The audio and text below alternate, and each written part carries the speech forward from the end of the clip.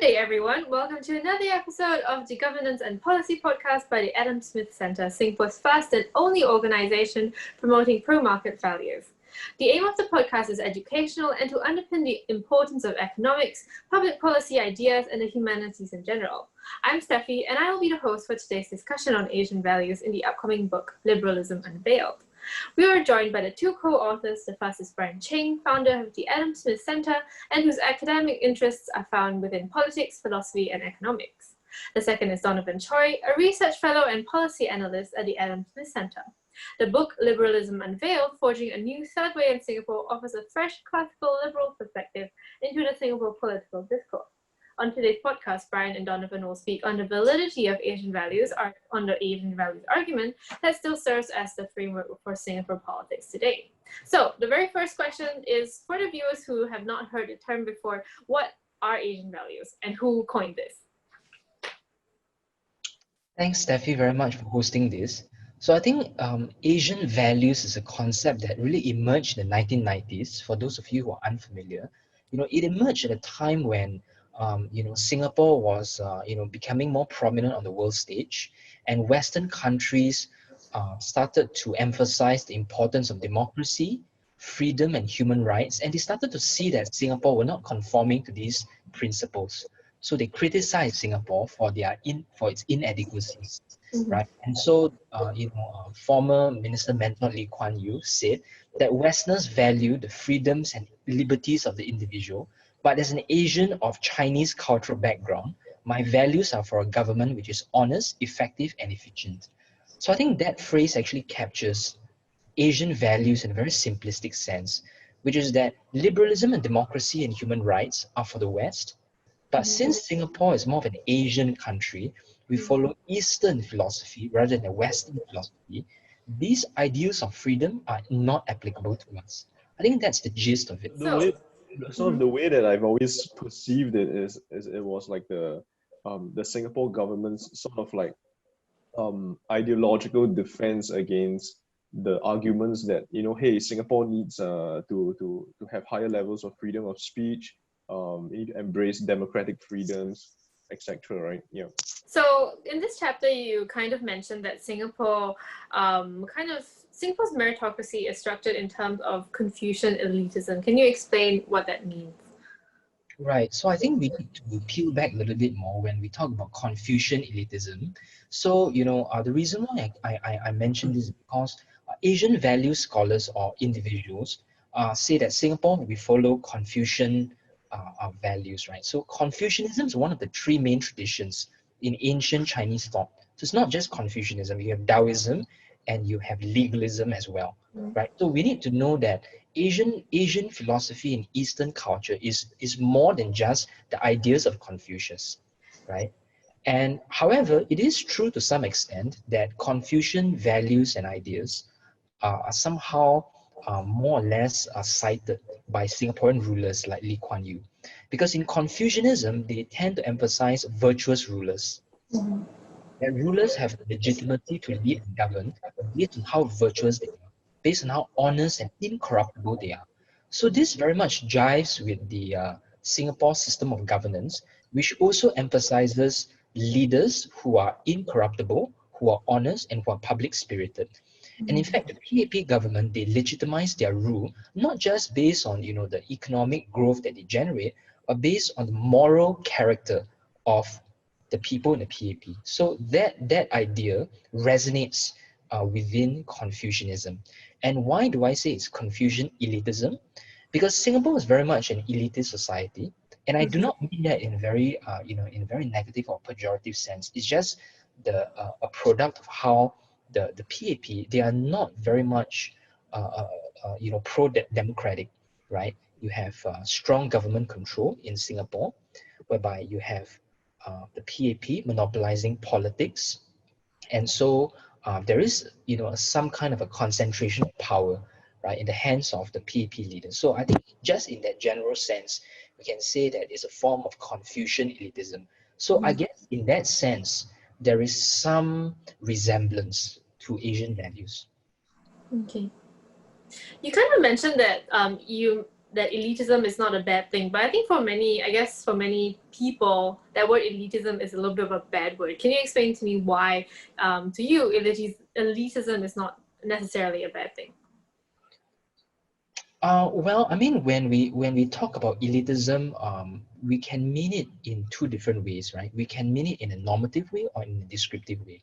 So I'm not saying that Singapore should be elitist, right? And that the Singapore government should be elitist. I'm just saying that they very much are elitist, right? Based on the way they understand society, social relations, and the role of government. In fact, if you look at the speeches of Lee Kuan Yew and many PAP leaders, they've always expressed skepticism against democracy. And democracy is about the rule of the common man, that everyone in society has the same political power, has the same amount of votes, and therefore has the same right to determine political affairs, right? But Lee Kuan Yew and the PAP, they have expressed skepticism about the virtue of democratic rule many times. So in that sense, they are elitist, they're anti-democratic. So I'm not saying that that is good or that's desirable. I'm just saying that that's what it is. Okay. Donovan, do you have anything to add? No, I think Bryan's an expert on this. You fire all your questions at him. Yeah, I think Okay. that sums it up real well. Okay. So why do you think Singapore citizens have kind of readily subscribed to what the government pushes as Confucianism or Confucian values? I think a large degree of responsibility must fall on the shoulders of many of the thought leaders in Singapore society. So I don't think this is just the PAP rhetoric and just the words of Lee Kuan Yew, but we have individuals such as Kishore Mahbubani, such as Omiko, such as Bilahari Kausikan. These are top diplomats in Singapore. So I think they are very good diplomats, but I think when it comes to their exposition of Asian values, they lack the scholarly rigor, in the way that they have discussed this concept. But nonetheless, their words are very influential. And I think a lot of Singaporeans have bought into it, and I would say that the chief proponent of this perspective is really Kishore Mahbubani, who really was the ex-dean of the Lee Kuan Yew School of Public Policy, right? So in his book, Can Asians Think, right? And a whole series of books. He has written many times about how the Western liberal establishment has failed in a variety of aspects. And because of their failures, right, that reduces their credibility. And so the West should not presume to be in a position to preach to countries like Singapore how it should govern itself if you cannot even clean up your own house, right? So I think to some extent, it's quite true because we see many problems, right, in the West, in the United States, in Europe, which I think justifies, the skepticism, right, about liberal democracy. But I think some of their analysis is misdiagnosed. So do you think that a lot of the problems that the West is facing now, I would say probably America is probably the biggest example with, the Black Lives Matter movement and everything. Do you think this is necessarily a problem of democracy, or, what is the main issue or main cause of this issue? I think that's a great question. So there are various problems that Asian value scholars charge against Western countries, one of which is what they call the social problems, the social decay, right? So Kishore Mahbubani mentioned that in Western countries they have a hero worship of individual freedom. And because they have a hero worship of individual freedom, they bow down to the altar of democracy. That's why you have social decay, right? So he talks about how people, are divorcing one another. You have drug addiction on the streets. You have gun crime. You have all sorts of social problems, right? But somehow I think the problem is that he associates this with the problem of liberal democracy, which I think is quick for you to jump to the conclusion. Okay, so I think there are a lot of classical liberal scholars and analysts like us, like Donovan and myself, who have shown that many of these problems are predictable results of flawed government policies, right? So, for example, you have a lot of drug problems. For example, now we have the opioid addiction, right? The overdoses of opioids amongst young people. But a lot of this is because of the drug war, right? Because of the United States overly prohibiting the sale and the consumption of drugs and using a very punishment-centered approach, right, which does not allow people to rehabilitate and look at it from a more rehabilitative perspective. That is one problem, right? Another one is because of the very poor economic policy that the US government has done, especially in many poor neighborhoods, which have trapped low-income and middle-class families in poverty. For example, many public schools in the United States are failing and have failed to provide sound educational standards, right? That's why there are many, African American children and teenagers in poor neighborhoods who cannot get a decent education, right? So if we look into individual policy areas, we can trace many of the problems to policy failures. So I don't think we can say, oh, it's because of the hero worship of freedom and that's why they are in a mess.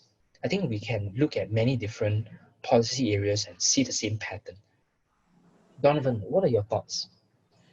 Actually, would you just to ask you a question, right? Would you say that the Asian values, um, ideological sort of arguments are still as pervasive today in 2020 Singapore as they are 20, 30 years ago? Because my sense of it is that, I think that's a great question. I think to some extent it has died down slightly because this debate was raging in the 1990s when Lee Kuan Yew made the argument, when people like Kishore Mahbubani also popularized the argument, right? And that's during the time of what we call Western triumphalism, right? It was the end of the Cold War, and yeah, Western countries were preaching about these values of democracy around the world. So I think at that time, this debate was quite strong.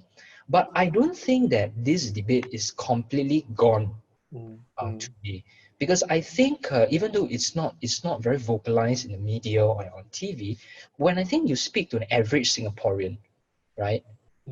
You know, when you kind of delve deeper into their political attitudes and values, you will sense that they still see, some of these human rights and democracy ideas as quite alien, you know, right. quite alien to Singapore. It's something that's very peculiar to the United States, Yeah, yeah, and maybe yeah. the mess of American elections, the problems in American governance, Right. right? There are people who have said to me, is that really the kind of government that we want in Singapore? Mm, So I think there is still a little bit of this idea that still resonates here. But even though I think young people, of course, I think that's very different. Young people and millennials today, they are very pro-liberal, pro-democratic. So I think there's also a bit of an age dimension to the debate as well. mm, mm. I think you're right that the debate isn't completely dead, even if it's died down a little. And I think that dynamic is very clear between the US and China now, right? So the US has been like saying for decades that if China were to enter the World Trade Order and enter into trade relations with all the Western countries, at some point we are going to see some kind of political liberalization. But we there seems to be a lot of backlash against that narrative today, right? Because at the same time, China has been intertwined with the World Trade Order for so long, but yet at the same time, they have not been many signs of them on this front of political liberalization. So I think it was a piece of this large argument that hey, you know what? If you accept our mode of governance, economic freedoms, you're going to get democracy along with it, and this is just not happening in certain places such as Singapore and more recently in China. That's true. I think that's a very good point that you made, Donovan, because that gets at the relationship between political and economic freedom, right? Mm, mm, Definitely right to say some scholars say, oh, when you have economic freedom, it usually has to go hand in hand with democratic and political freedoms. right. But cases such as China and Singapore, by Mm, a high degree of economic freedom and trade openness, mm, rather restricted political system, right. right? But I don't think that is a fundamental problem with liberalism. Mm, I don't think it's a fundamental problem of democracy or capitalism in any sense. In fact, I think if anything, if we look at the way China's state capitalist economy is run, there are still many problems with it, right? In fact, the state sector in China is largely quite inefficient, right? And sector in China. And we talk about Singapore. Singapore, even though we are generally a free market economy, we are a form of state capitalist, system as well. It's more of a mixed approach. We have a strong element of government control through government-linked corporations, very active use of grants and industrial policies in Singapore, which you don't necessarily see in a more free market system. And in my own research, I have done a lot of studies to show how some of this generous use of grants and incentives in the Singapore case has led to a culture of rent seeking. But there are a lot of SME bosses and entrepreneurs, right, trying to influence policy and grabbing more and more, right, of these grants for themselves. Right. And I think it's a very healthy form of economic growth that we should really go for. Okay. So I guess moving forward, what is the place of Asian values in, I guess the liberal democracy, and is, liberalism purely for the West only, or do you see it like a middle ground for this? So I think that's a great question. We need to analyze this on two levels. Okay. So the Asian values argument, right, has two main levels. First is a moral and a theoretical argument, and second is an empirical argument. The first moral, or I call it theoretical argument, is about how we cannot follow a universalist way of thinking, right? So it's about how liberalism assumes moral universalism, that liberalism is good across time and space, right? However, because of cultural particularism, because of the fact that different communities and countries have their own unique values, therefore you cannot say that liberal values is the best for everyone. Right? So that is the first level. The second level of argumentation is about how, in Western countries, because of them following liberalism, freedom, and human rights, you have a lot of social and economic problems. And because of that, Singapore or other Asian countries should not follow in their footsteps, right? So there are two levels. And in this book, in our chapter, we respond to these two arguments separately, but in interrelated way, right? So for the first argument, we are explaining, that liberalism is not, we don't assume any substantive values, okay? We don't assume any substantive values of universalism, of individualism and freedom, and somehow that is the prime moral principle that everyone should follow. In fact, we come from a school of thought called epistemic liberalism. Okay, so epistemic liberalism. So epistemic liberalism is a very different foundation to justify liberal ideology. So epistemic liberalism does not assume that there is one set of triumphant universalist moral claims that everyone should abide by, right? Epistemic liberalism is simply based on a foundation that if we want to have a successful society, right, one that is prosperous, one that allows people to have social cooperation and exchange with one another, we need to have a decentralized set of rules, right? But if you have central planning, basically you have a strong government, right, controlling everyone's lives, right, you have problems, right, in the way policies are implemented, right, because there is no one single individual who's able to capture all the knowledge necessary to implement proper policies, given the diversity of people's wishes, given the diversity of people's inclinations and moral values. So as a matter of fact, right, what I'm actually arguing in the book is that if you believe in Asian values, if you believe that cultural diversity and particularism is a very serious concern to deal with in society, then you like epistemic liberalism. Because the framework of epistemic liberalism allows for cultural diversity and cultural particularism, right? In a free market society or in a limited government minimal state society that we envision, it is precisely one that allows different people of different ideological backgrounds, different moral convictions to pursue their own values and wishes in their own way, without any one set of values bring privilege over another, right? Right. If you think that diversity and particularism is very serious facet of social life, then you should be a liberal, and you should be an epistemic liberal. Yeah, I think no, I think that's exactly right, right? And maybe like anyone who's like watching this video might think like, well, this is some like abstract idea, some kind of abstract philosophy that is only existing in academic textbooks.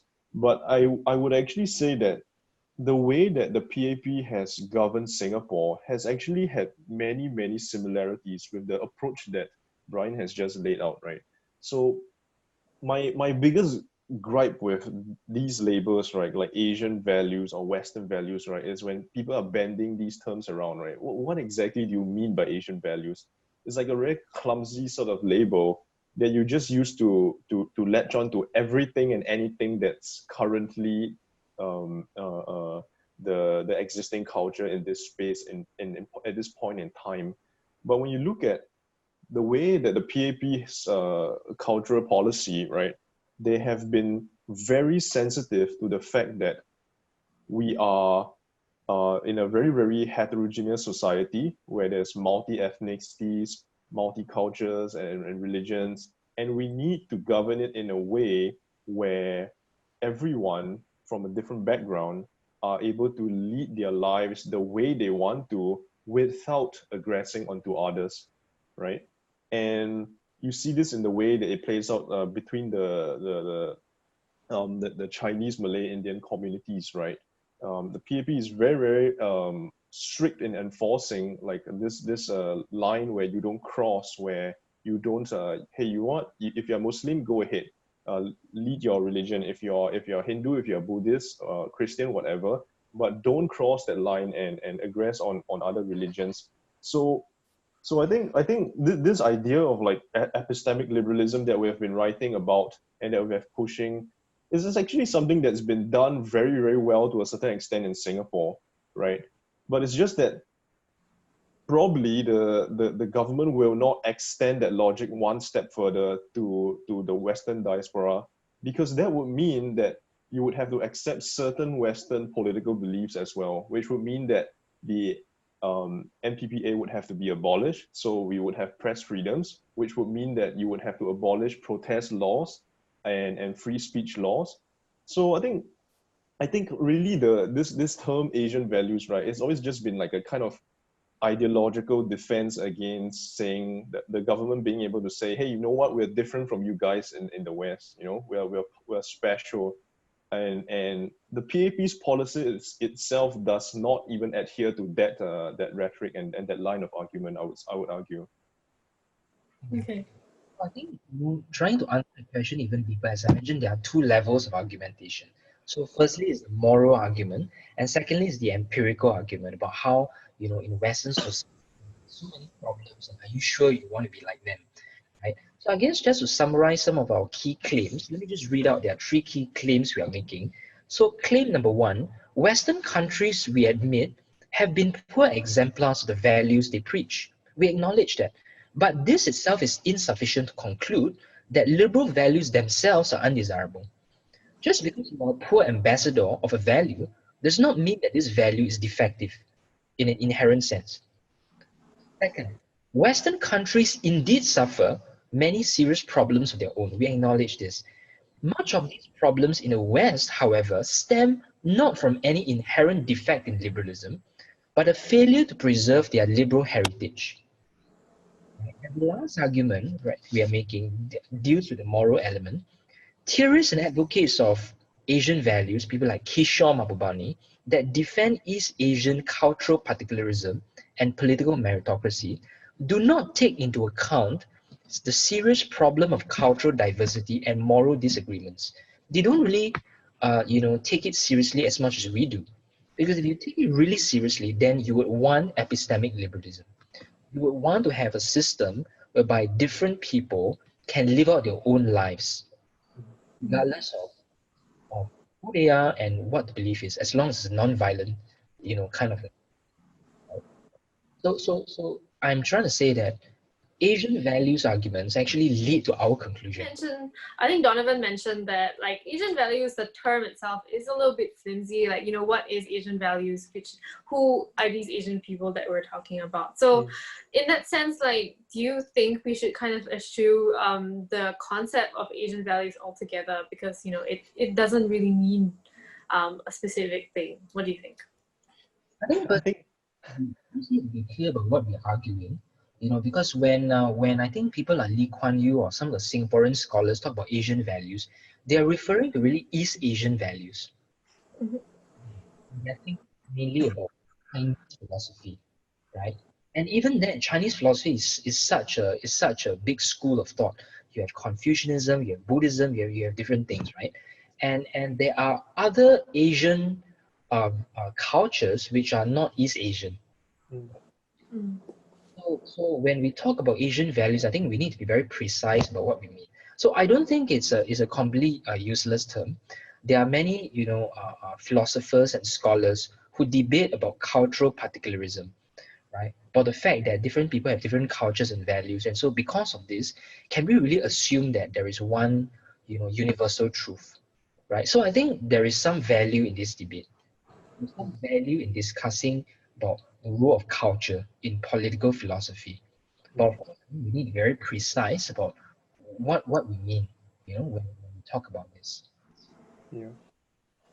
And honestly, my own view, and maybe Bryan would disagree with this, but my own view is that of all the places in Asia, like Singapore would probably be the one of the few last least countries, right? You would be able to say that there is a so-called a label of like whatever values you want to call it, because Singapore is one of the most multicultural and multi-ethnic countries in Asia Pacific, let alone Southeast Asia, right?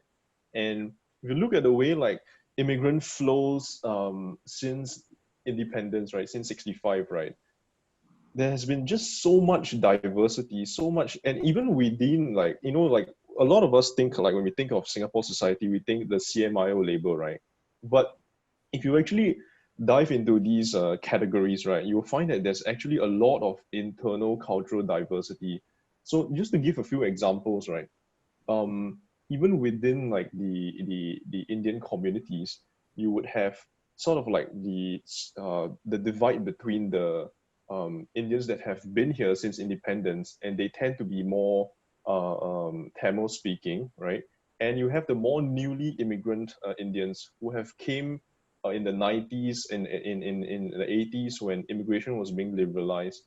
And these would be the more, they typically would come from the richer states of India and like the rich professionals, right? So there's this divide between the Indian community, and then there's also the same within, say, the Muslim community, right? There are some Muslims who think that Islam should be interpreted and adhered to a different way, whereas some other Muslims would think that, hey, you know what? Given the modern society in Singapore, we should try and coexist with the broader mainstream culture, and the same as well for the Chinese communities. You would have like the newer immigrants from China, from Hong Kong, and then guys like myself who have been Chinese in Singapore for since independence. So there's all this diversity and all this cultural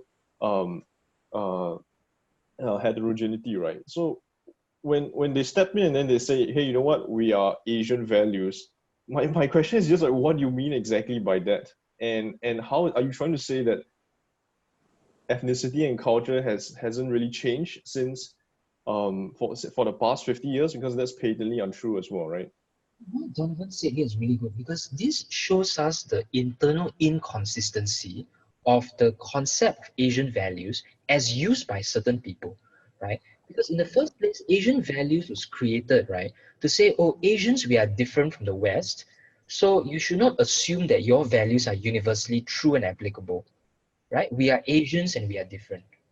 But when we assert this idea of Asian values, this itself assumes a high level of homogeneity, which doesn't actually exist in the first place, because Right.